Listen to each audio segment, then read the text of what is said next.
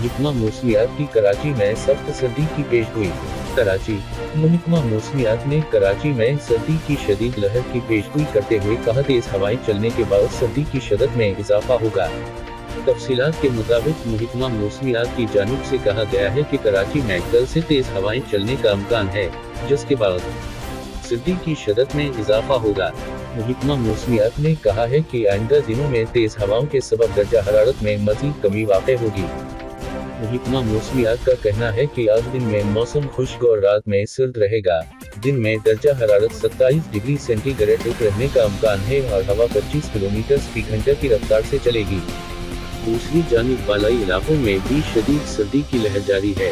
Quetta, job, ज़ियारत, चमन में आज भी बर्फबारी का इम्कान है। आज़ाद कश्मीर में 11 से 13 जनवरी तक शदीद बर्फबारी मुतवक्किल है, जबकि वादी नीलम, बाग, रावलाकोट और हवेली के इलाकों में सर्दी बंद होने का खदशा है। महकमा मौसमियात के मुताबिक पंजाब, खैबर पख्तूनख्वा के मैदानी और सिंध के बालाई इलाकों में सुबह शदीद धूंध की तौक़े है।